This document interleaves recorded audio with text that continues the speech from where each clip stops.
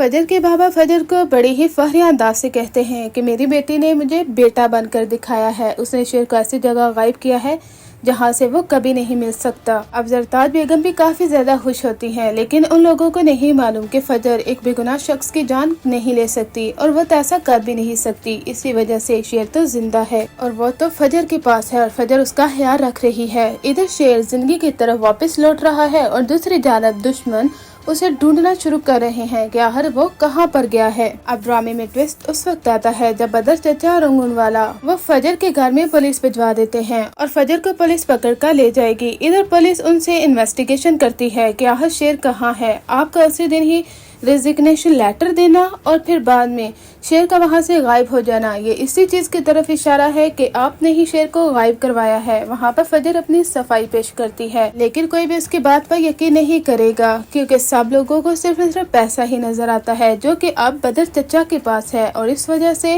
हो सकता है कि वो पुलिस वाला भी बस फजर पर ही सवाल उठाएगा। लेकिन जब तक इन लोगों के पास सबूत नहीं आ जाते ये कुछ भी नहीं कर सकते। जब डॉक्टर अंगून वाला और बदर चचा फजर के पास आएंगे और वो कहेंगे कि आखिर शेर कहाँ है, तुमने उसे क्यों वहाँ से फरार करवाया है, क्या तुमने अपने बाप के कहने पर उसे फरार करवाया है क्योंकि तुम लोग जमीन हार गए थे और बदला लेना चाहते हो शेर को जान से मार कर।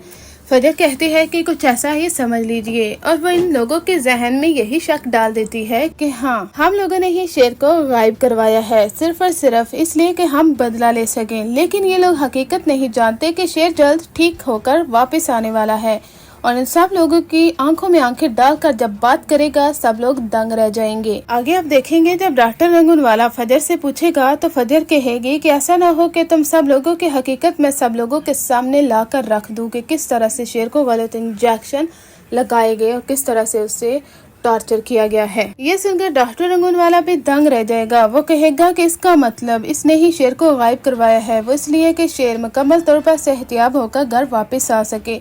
डॉक्टर अंगनवाला के तो पसीने छूट जाएंगे क्योंकि अब शेर जल्द वापस आने वाला है।